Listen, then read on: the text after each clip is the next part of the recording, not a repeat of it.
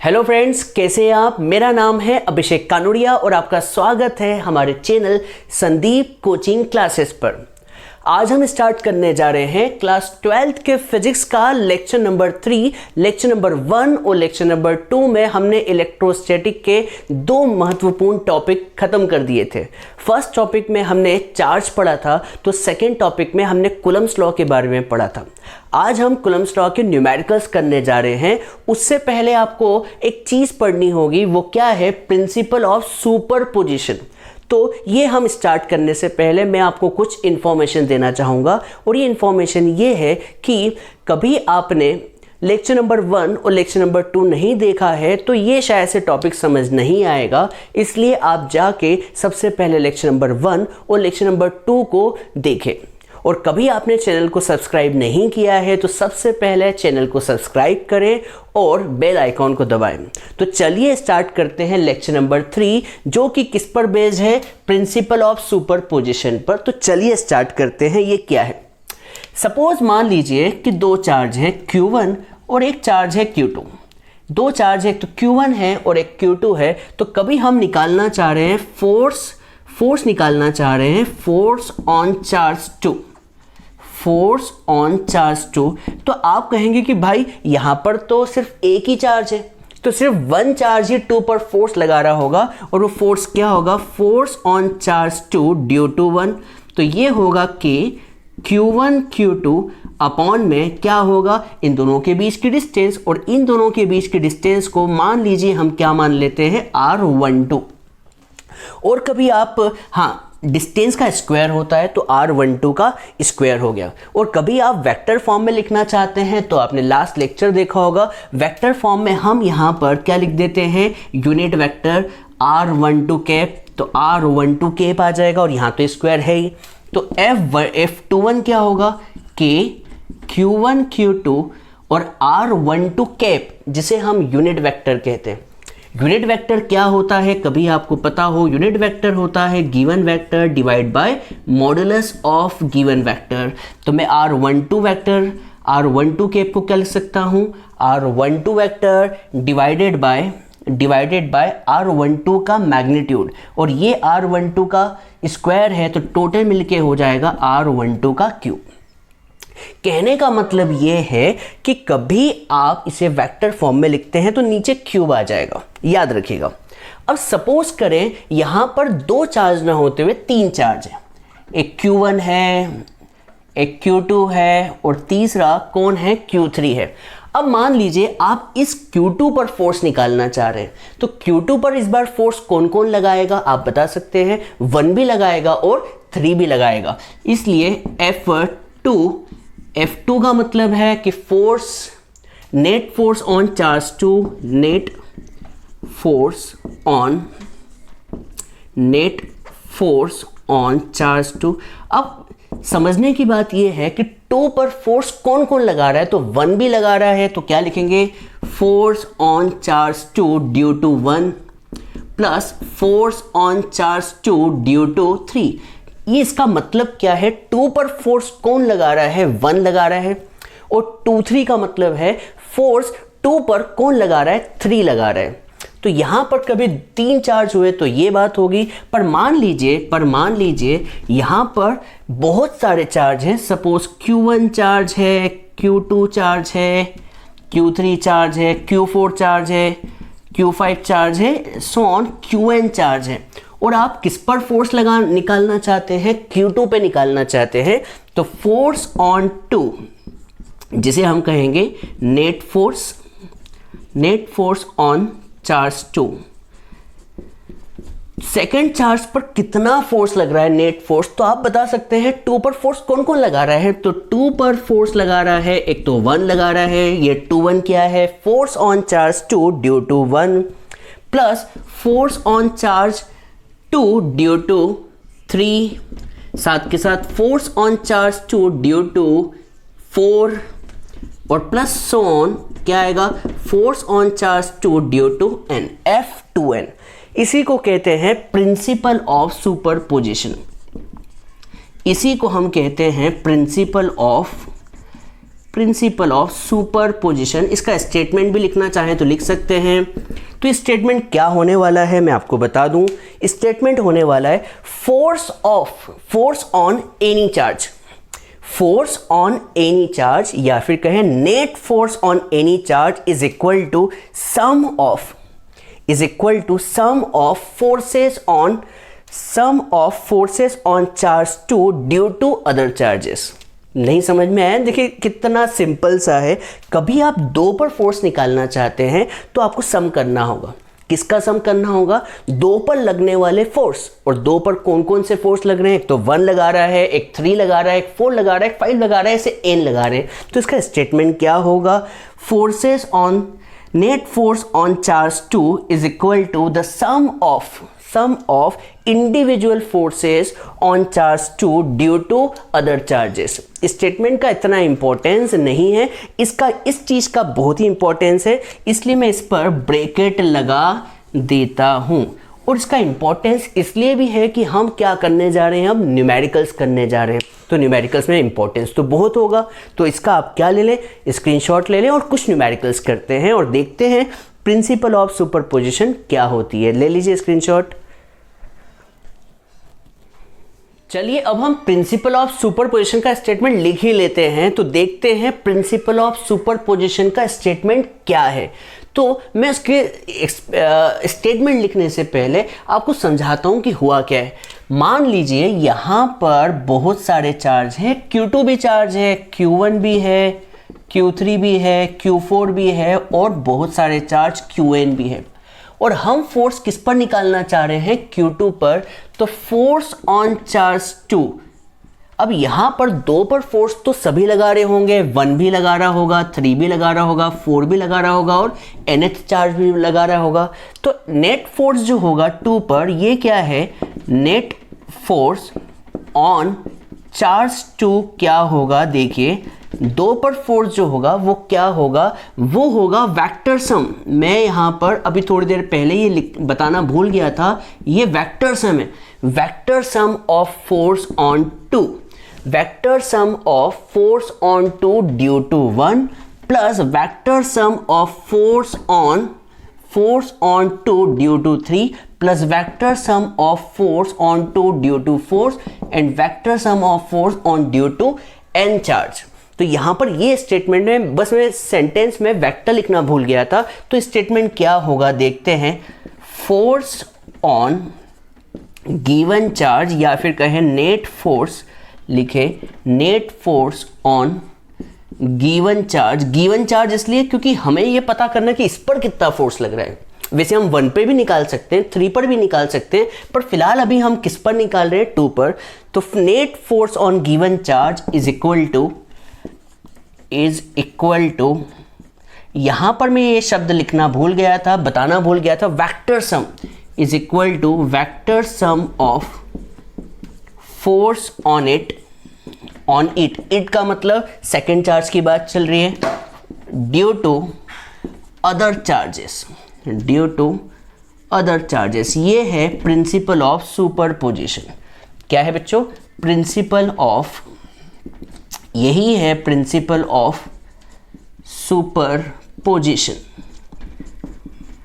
तो कभी हम F2 वेक्टर का एक्सप्रेशन लिखें तो क्या होगा? F2 वेक्टर इक्वल्स टू होगा F21 वेक्टर। तो फॉर्मूला बताएं क्या होता है? K Q1 Q2 अपॉन में R12 का क्यूब। सर ये क्यूब कैसे आ गया? तो याद होगा वेक्टर के फॉर्मूले में R12 का क्यूब आता है और यहां पर आता है R12 वेक्टर।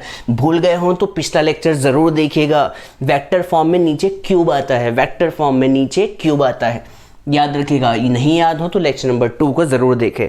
अब F23 क्या होगा? 23 का मतलब होगा चार्ज ऑन 2 ड्यू टू 3। तो यहाँ पे Q2 की भी बात होगी, Q3 की बात होगी और उनके बीच के डिस्टेंस की बात होगी जो कि है R23 का क्यूब और यहाँ पर होगा R23 वेक्टर। याद रखिएगा वेक्टर फॉर्म में नीचे क्यूब आता है, प्लस सो ऑन और यहाँ पर आएगा K Q2 into Qn upon में R2n का क्यूब और R2n वेक्टर। याद रखिएगा। आप चाहें तो इसका एक एक्सप्रेशन निकाल सकते हैं कुछ कॉमन लेके। तो कॉमन क्या आ रहा है? कॉमन दिख रहा है सिर्फ K। क्या कॉमन दिख रहा है, K कॉमन दिख रहा है। और मुझे एक और चीज़ नज़र आ रही है, वो है Q2। K भी कॉमन आ रहा है और Q2 भी कॉमन आ रहा है, तो यहाँ क्या बचेगा बच्चों, Q1 बचेगा, R12 वेक्टर बचेगा डिवाइड बाय R12 का क्यूब, प्लस यहाँ पर बचेगा Q3 बचेगा, R23 vector divide by R23 का क्यूब प्लस सोन, क्या बचेगा, Qn बचेगा, Qn बचा, और साथ के साथ क्या बचेगा, यहाँ पर R2n वेक्टर बचेगा डिवाइड बाय R2n का क्यूब। तो ये था आपका प्रिंसिपल ऑफ सुपरपोजिशन, जो कि बहुत ही सिंपल है, जो क्या बोलता है, force on net force on given charge is equal to vector sum of force on it due to other charges. हाँ, इसका सेंटेंस जो है या फिर स्टेटमेंट है थोड़ा सा अजीब है, पर मीनिंग तो बहुत ही सिंपल है। तो आप जल्दी से इसका स्क्रीनशॉट ले लें। अब हमें कूलम्ब्स लॉ के मोस्ट आईएमपी न्यूमेरिकल्स करने हैं। आप कभी प्रीवियस ईयर में देखें तो प्रीवियस ईयर में बहुत सारे न्यूमेरिकल्स आए हैं, तो हम इसके न्यूमेरिकल्स करने जा रहे हैं। चलिए स्टार्ट करते हैं, उससे पहले आप इसका स्क्रीनशॉट ले लीजिए। चलिए एक न्यूमेरिकल करते हैं। न्यूमेरिकल में क्या दिया हुआ है देखते हैं। तो न्यूमेरिकल में दिया हुआ है कि 3 चार्ज हैं A, B और C पर। A पर जो चार्ज है वो है 5 माइक्रोकूलम का, micro means 10 to the power -6, और B पर जो चार्ज है वो है 10 माइक्रोकूलम का, और C पर जो चार्ज है वो है -10 माइक्रोकूलम का। और क्वेश्चन में पूछा हुआ है कि फोर्स कितना होगा चार्ज एट A, मतलब A पर जो चार्ज है उस पर टोटल फोर्स कितना होगा। तो आपको याद होगा, अभी हमने थोड़ी देर पहले पढ़ा था प्रिंसिपल ऑफ सुपरपोजिशन।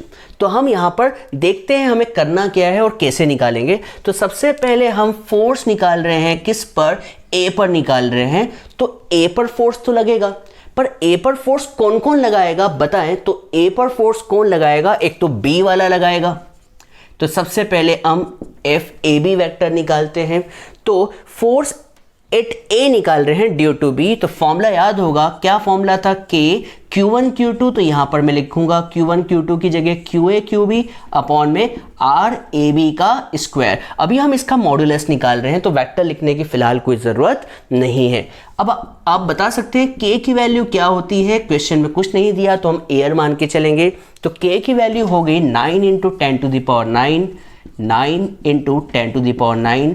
और A पर चार्ज कितना है, 5 माइक्रोकूलम का, तो 5 मतलब 10 टू द पावर -6 कूलम। और B पर चार्ज कितना है, 10 × 10 टू द पावर -6 का, और डिवाइड बाय क्या होता है बच्चों, RAB का स्क्वायर। मतलब A और B के बीच की डिस्टेंस कितनी दी हुई है, 5 सेंटीमीटर। तो सेंटीमीटर को मीटर में करने के लिए 5/100 का होल स्क्वायर डिवाइड बाय 100 क्यों किया है, क्योंकि ये सेंटीमीटर में है। तो सेंटीमीटर से मीटर में करने के लिए आपको 5/100 करना होगा, 5/100 मीटर। कभी आप इसे सॉल्व करते हैं, जो कि मेरे पास ऑलरेडी सॉल्व है, तो ये वैल्यू आती है कितनी, 180 न्यूटन। कितनी आती है बच्चों, 180 न्यूटन। पर अभी आपने सिर्फ क्या निकाला है, मैग्नीट्यूड। और कभी हम डायरेक्शन की बात करें तो बताएं क्या होगा। देखिए ये पॉजिटिव चार्ज है और ये भी पॉजिटिव चार्ज है। तो बताओ, जब 2 प्लस चार्ज है तो वो एक दूसरे को क्या करेंगे, प्लस एक दूसरे को क्या करते हैं बच्चों, रिपेल। मतलब कि B जो है वो A को क्या करेगा बच्चों, रिपेल। तो यहाँ पर पहले फोर्स का डायरेक्शन आ गई, FAB की डायरेक्शन बाहर की तरफ। क्वेश्चन है बाहर की तरफ क्यों, क्योंकि B जो है A को बोल रहा है दूर हट भाई, दूर हट। प्लस एक दूसरे को क्या करते हैं, रिपेल। तो B बोल रहा है A को रिपेल हो, मतलब भाग दूर से। तो यहां से डायरेक्शन क्या हो जाएगी, अलोंग, क्या हो जाएगी, अलोंग BA। ये क्या बोल रहा है, आपको ध्यान रखना है, B A को रिपेल कर रहा है, इसलिए B वाला चार्ज A को बोल रहा है दूर भाग। मतलब फोर्स की डायरेक्शन क्या होगी, बाहर की तरफ। तो FAB का मतलब है A से B की तरफ। तो यहां पर डायरेक्शन क्या, A भी नहीं आएगा, यहां पर आएगा BA। क्यों, क्योंकि डायरेक्शन क्या है, B से A की तरफ। तो डायरेक्शन क्या लिखी है हमने, अलोंग BA, याद रहेगा। अब हम निकाल रहे हैं फोर्स, A पर ही निकालना है आपको, A पर फोर्स निकालना है। पर A पर फोर्स और कौन नहीं लगा रहा है। तो क्वेश्चन है कि A पर फोर्स तो C भी लगा रहा है, तो फॉर्मूला क्या होता है बच्चों, K Q1 Q2 पर यहाँ पर हम लिखेंगे QA QC अपॉन में डिस्टेंस का स्क्वायर, और डिस्टेंस का स्क्वायर क्या आएगा, RAC का स्क्वायर। तो लिखते हैं हम K की वैल्यू आपको पता होनी चाहिए क्या होती है, 9 इंटू 10⁹। QA क्या है, QA जो है वो है 5 माइक्रोकूलम, और QC क्या है -10 माइक्रोकूलम। तो 5 इंटू 10⁻⁻6 और 9 कहाँ से आ गया, 10 इंटू 10⁻⁻6। और डिवाइड किससे करेंगे बच्चों, डिवाइड किससे करेंगे, डिस्टेंस का स्क्वायर। तो डिस्टेंस कितनी है, 5/100 का स्क्वायर। आप कभी ध्यान से देखें तो ये डेटा और ये डेटा सेम ही तो लिखा हुआ है, देखें 9, 5, 10 डिवाइड सब कुछ सेम है। तो आंसर क्या आएगा, 180 न्यूटन, पिछली बार की तरह वही आएगा। तो अंतर किस बात का आएगा, अंतर आएगा डायरेक्शन का। कैसे, मुझे बताएं। देखिए ये प्लस है और ये माइनस है, प्लस माइनस को क्या करता है, लड़का लड़की को क्या करेगा बच्चों, अट्रैक्ट करेगा।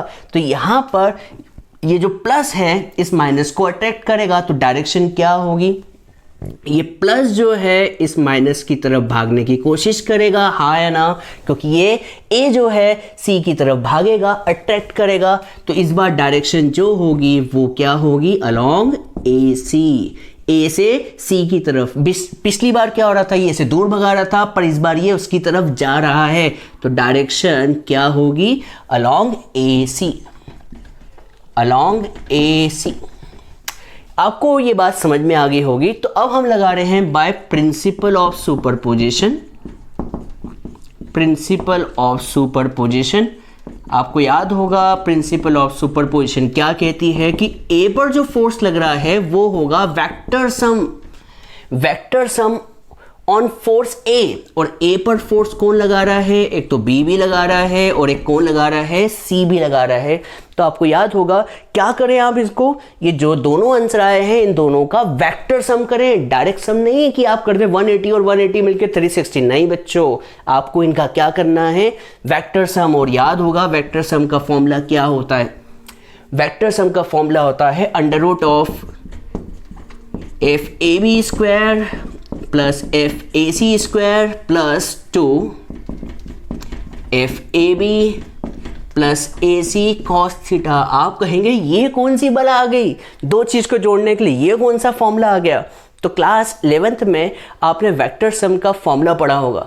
वो फॉर्मूला क्या था, under root of A square plus B square plus 2AB cos theta. ये फॉर्मूला क्लास 11th का है, याद रखिएगा। प्रिंसिपल ऑफ सुपरपोजिशन में हम वेक्टर सम की बात करते हैं, डायरेक्ट आप इन दोनों को जोड़ नहीं सकते। तो आपको इन दोनों का क्या करना होगा, वेक्टर सम।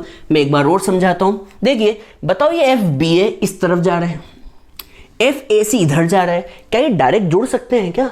दो अलग अलग क्वांटिटी जिनकी डायरेक्शन है, आप इनको डायरेक्ट नहीं जोड़ सकते। इनका क्या करना होता है, वेक्टर सम निकालना होता है या फिर रिजल्टेंट निकालना होता है। याद होगा शब्द रिजल्टेंट। तो यहां पर A square plus B square plus 2AB cos theta. तो यहां पर A कितना है, A बोले तो FAB कितना है 180, तो यहां पर 180 लिख दिया। FAC कितना है, वो भी 180 है, तो 180 लिख दिया। और FAB कितना है 180, FAC कितना है 180, और ये क्या बला है, cos थीटा। बच्चों ये थीटा क्या है सोच के बताएं। थीटा क्या है, FAB और FAC के बीच का एंगल। तो FAB और FAC के बीच का एंगल सोच के बताओ कितना होगा, दिमाग लगाओ दिमाग लगाओ दिमाग लगाओ। तो आपको ये एंगल दिख रहा होगा, ये आपको ये समझ में आ गया होगा, ये 5 5 5 है, इसका मतलब ये इक्विलैटरल ट्रायंगल है। और इक्विलैटरल ट्रायंगल के हर एंगल कितने होते हैं बच्चों, 60 डिग्री। ये 60 है, तो लीनियर पेयर से बच्चों ये एंगल कितना होगा, 120 डिग्री। कितना होगा बच्चों, 120 डिग्री। तो cos 120 डिग्री। तो यहां पर हम 180 का स्क्वायर अभी फिलहाल नहीं कर रहे हैं, तो 180 का स्क्वायर प्लस 180 का स्क्वायर प्लस 2 इंटू 180 का स्क्वायर। और बच्चों आपको ये पता होना चाहिए cos 180 जो होता है वो होता है -1/2। तो 2 से 2 कैंसल, तो क्या बचा बच्चों, 180 का स्क्वायर 180 का स्क्वायर, और ये क्या हो जाएगा -180 का स्क्वायर। ये दोनों क्वांटिटी कैंसिल हो गई। तो स्क्वायर से रूट कैंसिल होके जो रिजल्टेंट फोर्स आ रहा है वो कितना आ रहा है 180 न्यूटन। बच्चों आप गड़बड़ कर देते, आप 180 और 180 को डायरेक्ट जोड़ के 360 कर देते, पर यहाँ पर डायरेक्ट नहीं जुड़ता है। यहाँ पर उन दोनों का क्या आता है, वेक्टर सम। और वेक्टर सम कैसे निकालते हैं, याद करें रिजल्टेंट से। और रिजल्टेंट का फॉर्मूला होता है under root of a square plus b square plus 2ab cos theta. ये थीटा क्या है, थीटा है इन दोनों के बीच का एंगल। अब आपको बता दूं, आपने फोर्स निकाल लिया, नेट फोर्स निकाल लिया ए पर अभी आपको ये पता चल चुका है कि ये इन दोनों के बीच में होगा कहीं, पर किस जगह होगा, किस एंगल पे होगा, ये एंगल निकालना तो अभी बाकी है। तो हम इसका क्या निकालेंगे, एंगल निकालेंगे। तो एंगल निकालने के लिए हम सपोज करते हैं कि ये जो आंसर आया है वो इस डायरेक्शन में है एफ ए का।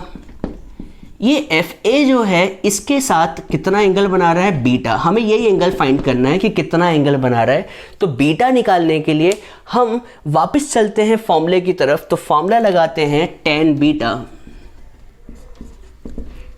बीटा इक्वल्स टू होता है क्या, tan बीटा इक्वल्स टू, आपको क्लास 11 का फॉर्मूला याद होना चाहिए।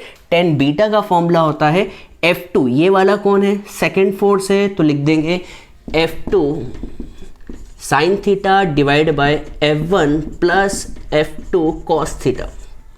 F2 sine theta divide by F1 plus F2 cos theta. याद नहीं है, मुझे पता है आपको याद नहीं है, भूल चुके हो, मुझे पता है। पर बच्चों आपको एंगल तो निकालना होगा, एंगल निकालना होगा कि ये किस जगह होगा। जैसे देखो मैं आपको बता दूं, मान लो एक की वैल्यू 180 है, एक की वैल्यू 180 है, तो आपको ये तो पता चल चुका है कि दोनों का रिजल्टेंट बीच में कहीं होगा, वो भी कितने का, 180 का। पर एग्जैक्टली किस जगह होगा ये तो एंगल ही बताएगा ना। तो एंगल निकालने के लिए हम क्या कर रहे हैं, इसे बीटा एंगल ले लिया और फिर फॉर्मूला लगा दिया जो कि आपकी क्लास 11th का है। नहीं पता तो याद कर लो, क्या फॉर्मूला होता है, F2 sine theta divided by F1 plus F2 cos theta. तो यहाँ पर मैं वैल्यू पुट कर रहा हूँ, कहाँ पर जगह है, जगह तो है ही नहीं, तो हम जगह को थोड़ा सा रफ कर देते हैं। तो यहाँ से मैं जगह रफ कर देता हूँ और यहीं पर करने की कोशिश करता हूँ। तो कैसे करें, देखिए tan बीटा इक्वल्स टू, देखिए क्या है, F2 साइन थीटा। F2 कौन है, सेकेंड फोर्स, और सेकेंड फोर्स कितना था 180, और साइन थीटा, थीटा कितना है 180 डिग्री। F1 कितना है, F1 भी 180 था, 180 न्यूटन, और प्लस में कितना है F2, तो F2 है 180, वो भी कितना कॉस थीटा, और थीटा कितना है 120 डिग्री। तो आपको tan बीटा निकालना है, तो 180 और बता दो साइन 120 जो होता है वो होता है √3/2, और ये है 180 प्लस, और cos 120 होता है -1/2। सॉल्व करें तो 2 से 180 कैंसिल, तो ये आ गया माइनस का 90, तो ये भी 2 से 180 कैंसिल, तो कितना आ जाएगा 90, तो ये ऊपर आएगा 90√3 और डिवाइड बाय 90, 90 से 90 कैंसल। अब आप बता सकते हैं tan बीटा की वैल्यू √3 कब होती है, तो जवाब है बीटा कितना आएगा 60 डिग्री। इसका मतलब ये हुआ कि ये जो है कितना एंगल बना रहा है 60 डिग्री, तो ऊपर वाला भी क्या कितना एंगल बनाएगा 60 डिग्री। मतलब जितना एंगल फर्स्ट वाले के साथ बना रहा है उतना ही एंगल सेकंड वाले के साथ बना रहा है। मतलब जो फोर्स है उस पर लग रहा है वो बिल्कुल सेंटर से जा रहा है। तो उम्मीद करता हूँ ये क्वेश्चन आपको समझ आया होगा। थोड़ा बड़ा क्वेश्चन है पर ये एग्जाम में आया हुआ है, तो आप इसका स्क्रीनशॉट ले लें। हम एक क्वेश्चन और करेंगे इसके, ले लीजिए। चलिए अब हम न्यूमेरिकल्स कर रहे हैं किस पर, कूलम्स लॉ पर, या फिर कहें प्रिंसिपल ऑफ सुपरपोजिशन पर कर रहे हैं। तो देखते हैं क्वेश्चन में क्या है। सपोज आपको एक इक्विलेटरल ट्राइंगल दिया हुआ है जिसकी सारी साइड्स इक्वल है, और वो किसके इक्वल दी हुई है, स्मॉल एल के, और वर्टाइसेस पर आपको 3 चार्ज दिए हुए हैं। तीनों चार्ज है +Q and +Q, same charges हैं तीनों जगह पर। और आपको फोर्स निकालना है किस पर, सेंट्रॉइड पर। सेंट्रॉइड कहाँ होता है, ट्राइंगल्स के बीच में, जहां से तीनों मीडियंस आपस में क्या करती है, बाइसेक्ट करती है, सॉरी मीट करती है। तो यहाँ पर ये O पॉइंट जो है वो O पॉइंट क्या है, सेंट्रॉइड है, और सेंट्रॉइड पर एक नया चार्ज बैठा हुआ है, वो कौन सा है, +q चार्ज बैठा हुआ है।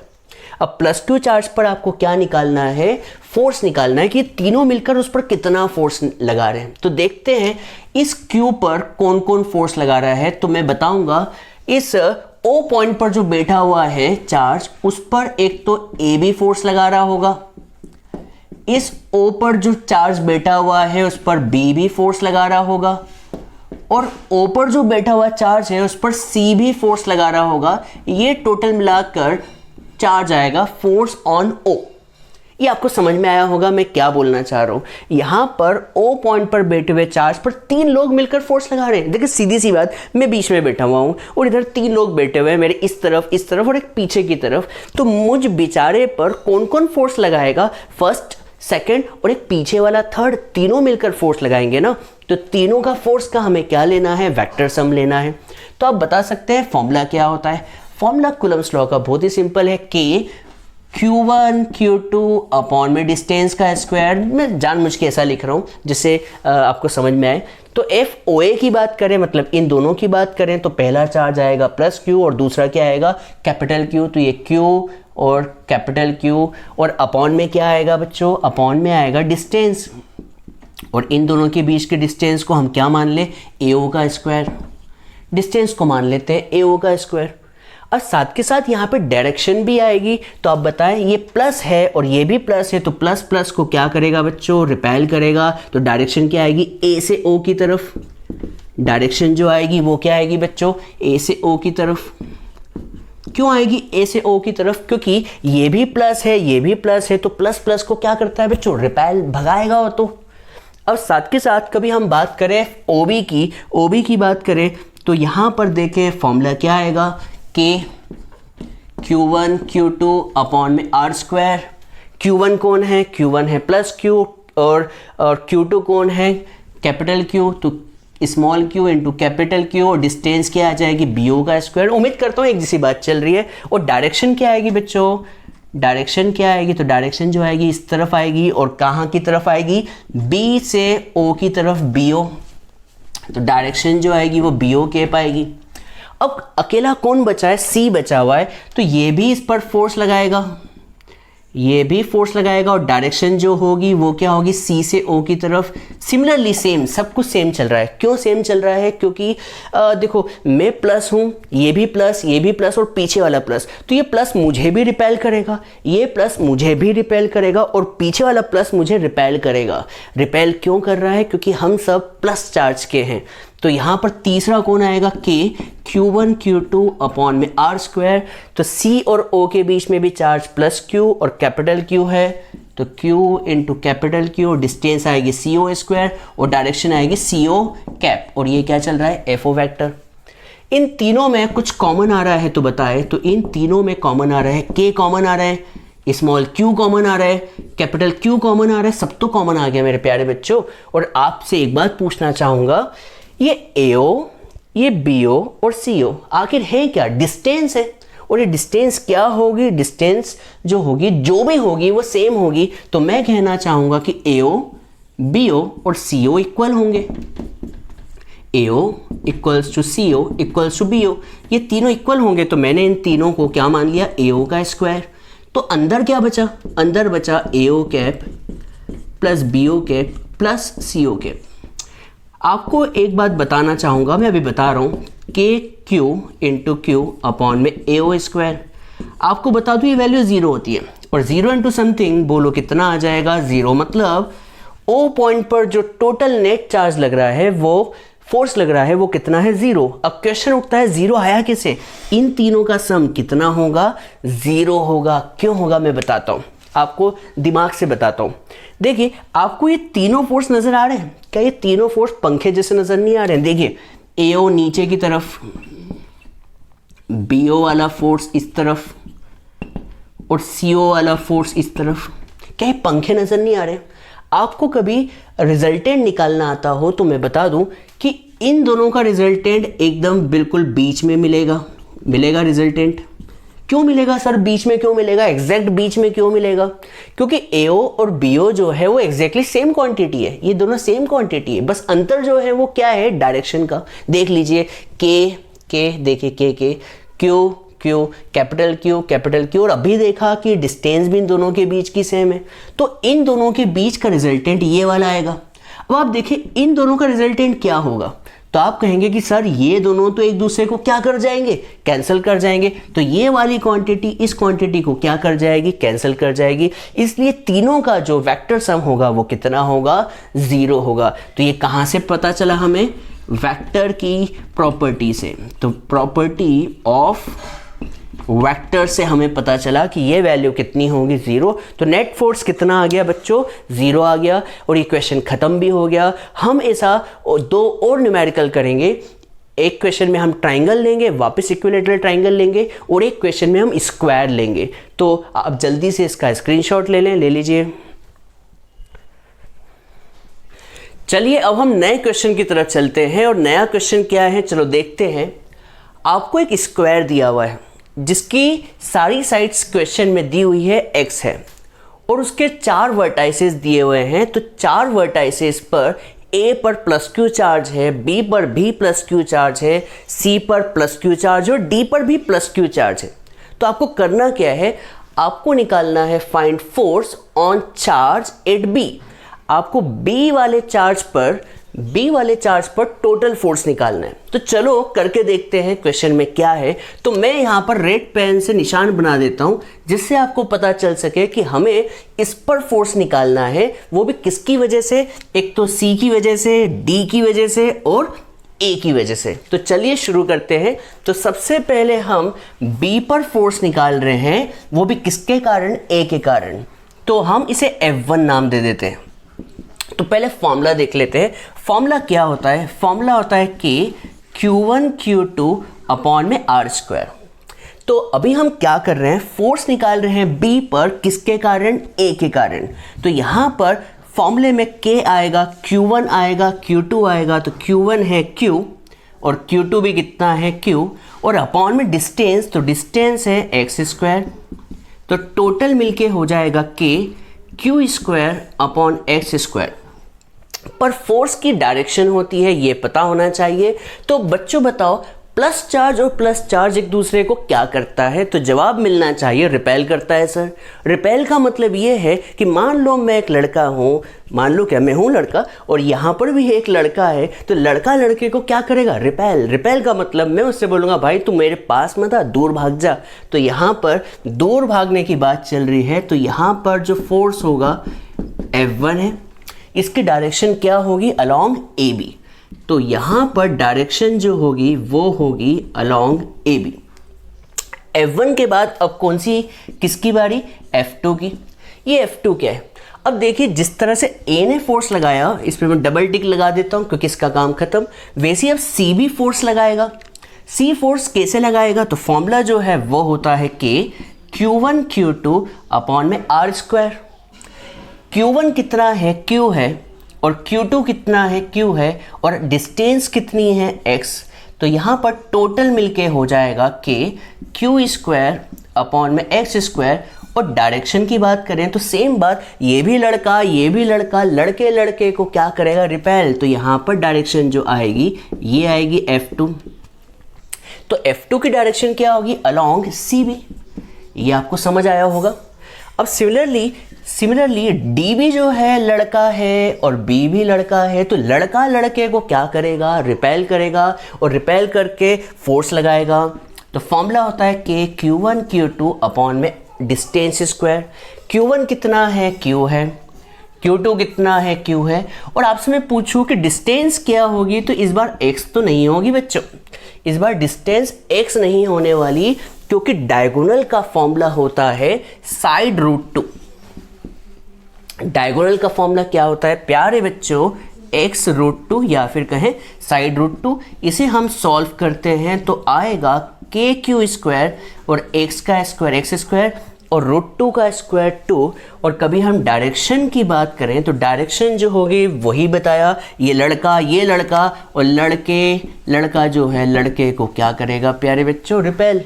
ठीक है, अट्रैक्ट भी करते हैं, पर यहाँ पे तो जनरल बात चल रही है, रिपेल कर रहा है, तो डायरेक्शन जो है वो है अलोंग डीबी।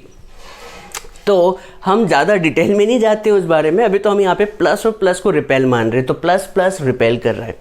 अब हमें क्या निकालना है, रिजल्टेंट निकालना है। अब रिजल्टेंट निकालने के लिए आपके पास तो 3 फोर्स हैं, और याद कीजिए क्लास 11th में आपके पास जब दो क्वांटिटी होती है तो आप उसका रिजल्टेंट निकाल सकते हैं। किस फॉर्मूले से, याद कीजिए, √a² + b² + 2ab cos theta. पर जब 3 वेक्टर है तो 3 वेक्टर का रिजल्टेंट आप नहीं निकाल सकते, डायरेक्ट कोई फॉर्मूला ही नहीं है। तो हम क्या करने जा रहे हैं, सबसे पहले इस F2 और F1 का रिजल्टेंट निकाल रहे हैं, और फिलहाल F3 को छेड़ नहीं रहे। तो अभी हम किसका रिजल्टेंट निकाल रहे हैं मेरे प्यारे बच्चों, अभी हम रिजल्टेंट निकाल रहे हैं F1 का और F2 का।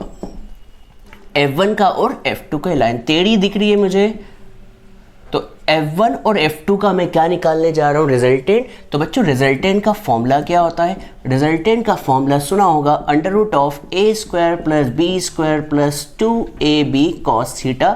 कभी आप ध्यान से देखें तो F1 की वैल्यू और F2 की वैल्यू सेम ही है। F1 और F2 सेम है, तो हम यहाँ पर लिख सकते हैं कि भैया F1 जो है F2 के इक्वल है। तो क्या मैं F1 की जगह F1, F2 की जगह भी F1, A की जगह भी F1 और B की जगह भी F1, और थीटा क्या लिखूं बच्चों, देखिए थीटा कितना है, तो थीटा जो है वो कितना है, 90। और आपको ये पता होना चाहिए कि cos 90 कितना होता है, 0। तो cos 90 0 होता है, तो आपने एक कहावत सुनी होगी कि खुद तो डूबा और दूसरे को भी लेके डूबा। तो cos 90 0 है, तो इसकी वजह से ये दूसरे को भी लेके डूब चुका है, तो दोनों क्या हो गए, डूब गए हैं। अब यहाँ पर रिजल्टेंट कितना आ जाएगा, तो रिजल्टेंट आ रहा है F1² + F1² इज 2F1²। 2 का रूट तो हो गया √2 और F1 बाहर आ गया तो √2F1।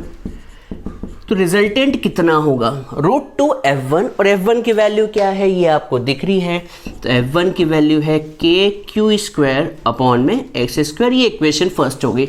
तो बच्चों रिजल्टेंट जो आया है वो ये आया, मतलब रिजल्टेंट जो आया है वो इसी डायरेक्शन में आया है।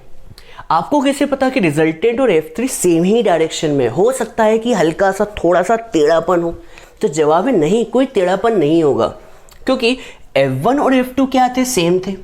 और जब क्वांटिटी सेम हो तो उसका रिजल्टेंट सेंटर से ही निकलता है, बिल्कुल बीच में से ही निकलता है, तो रिजल्टेंट R हो गया।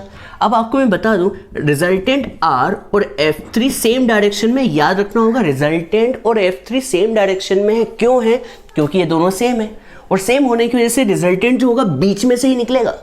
तो R और F3 सेम लाइन में होने की वजह से अब हम निकाल रहे रिजल्टेंट, या फिर कहे टोटल रिजल्टेंट, या फिर total net force on B।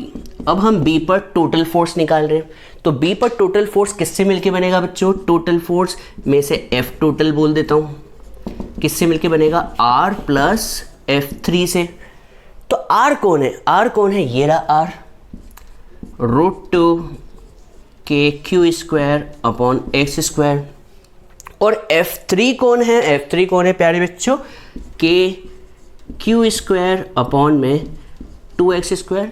बस क्या करना है, एलसीएम क्या कॉमन ले लें, और ये आपका जो होगा फाइनल आंसर होगा kq² / x²। एलसीएम कॉमन लिया तो अंदर बचा √2 + 1/2, ये हुआ आपका टोटल आंसर। कितना आसान क्वेश्चन था। आप मुझे बताएं, जब 3 चीज़ का रिजल्टेंट निकालना है तो आपके पास कोई फॉर्मूला ही नहीं है, तो आप क्या करेंगे, आप किसी 2 का, इन दोनों का रिजल्टेंट निकालें तो रिजल्टेंट ये होगा। अब रिजल्टेंट और F3 सेम डायरेक्शन में है, तो सेम डायरेक्शन में होने की वजह से डायरेक्ट ऐड हो जाएंगे, यहाँ पे फॉर्मूला लगाने की ज़रूरत नहीं है। क्यों नहीं है, क्योंकि सेम डायरेक्शन में है, और सेम डायरेक्शन में होने की वजह से वेक्टर डायरेक्ट ऐड हो जाते हैं। तो यहाँ पर आपका टोटल आंसर आ गया। आप बताएं, कमेंट बॉक्स में ज़रूर लिख के बताएं कि आपको कैसा लगा, समझ में आया या नहीं आया। तो हम अब अगले क्वेश्चन की तरफ चल रहे हैं, जो कि होने वाला है इक्विलैटरल ट्रायंगल पर। तो ले लीजिए, इसका स्क्रीनशॉट ले लीजिए।